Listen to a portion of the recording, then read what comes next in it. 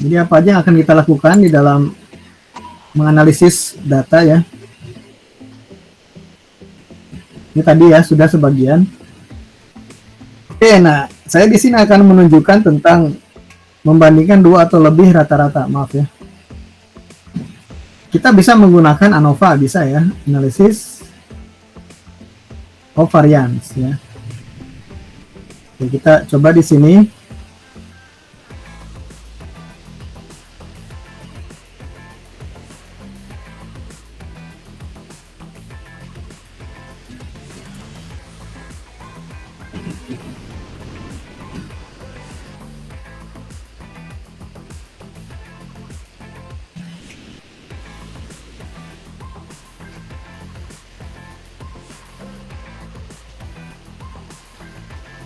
Ya, jadi kita menggunakan ANOVA di sini untuk apa ya, teman-teman ya? Jadi berdasarkan interpretasi kita tadi ya dari grafik-grafik yang sudah kita buat tadi ya, kita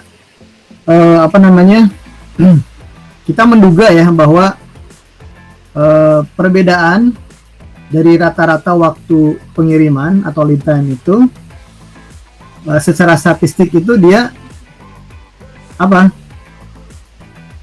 Perbedaannya signifikan misalnya gitu ya. Perbedaannya signifikan. Nah, kalau kita punya hipotesis seperti itu ya, bahwa rata-rata itu berbeda, tidak signifikan, maka kita bisa melakukan one way ANOVA ya nggak? Analisis varian satu arah. Gitu. Jadi untuk menguji kesamaan dari dua atau lebih rata-rata, ya, min atau rata-rata ya. Baik. Kemudian kita juga bisa melakukan namanya apa? Takis multiple comparison test ya, tes perbandingan berganda dari Taki ya. Jadi untuk mengetahui rata-rata dari lead time itu apakah berbeda atau tidak ya. Yang berbedanya kita bisa tahu nanti. Oke, sebelum masuk ke ANOVA nih, kita bisa membuat asumsi bahwa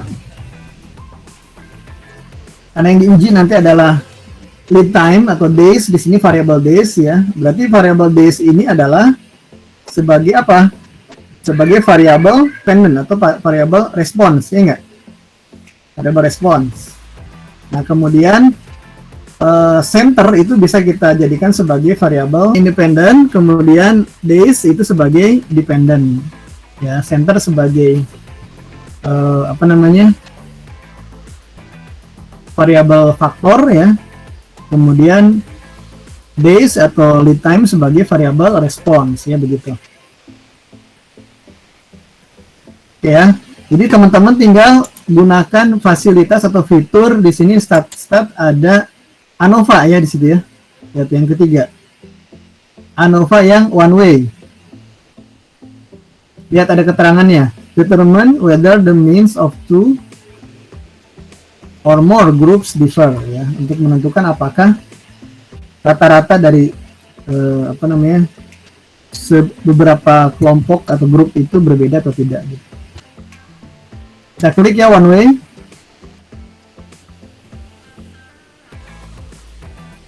Di sini kita tentukan responsnya ya. Tadi saya sudah sedikit singgung. Jadi responsnya adalah waktu pengiriman days ya, klik 2 kali. Kemudian variabel faktornya atau variabel bebasnya independennya adalah center ya di sini. Oke. Nah, kemudian sebelum di ke comparison dulu. Kita akan melihat untuk comparisonnya ini kita gunakan settingan default saja, tapi tambahkan Taki di sini ya. Taki di sini. Yang biasa digunakan untuk membandingkan rata-rata ini ya, sejumlah sampel atau kelompok.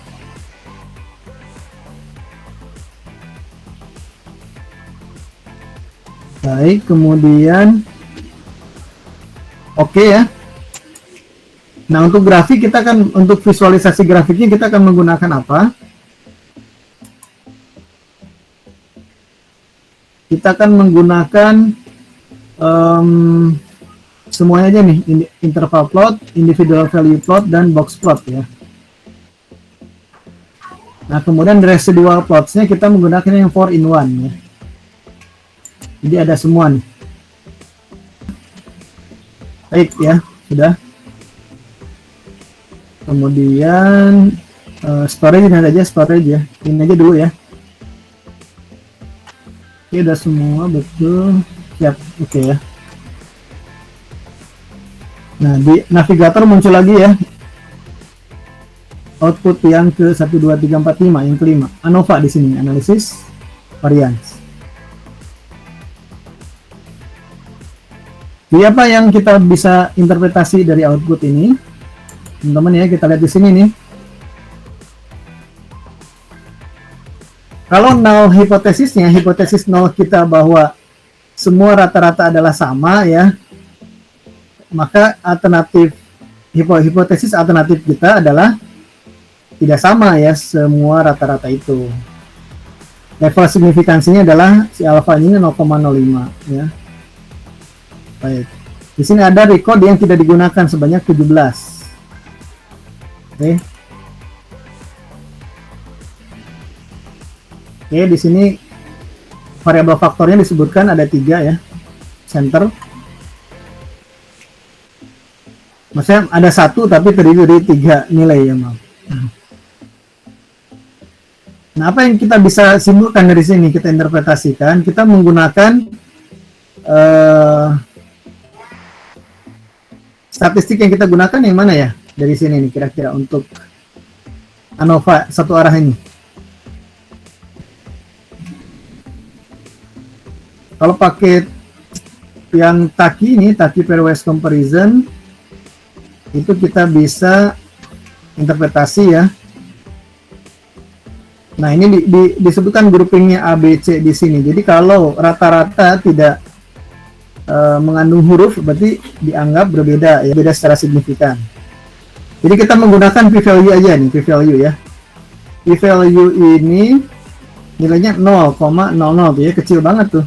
Kalau alfanya 0,05, p-value-nya 0, maka bagaimana kita? Terima apa tolak? Ya 0.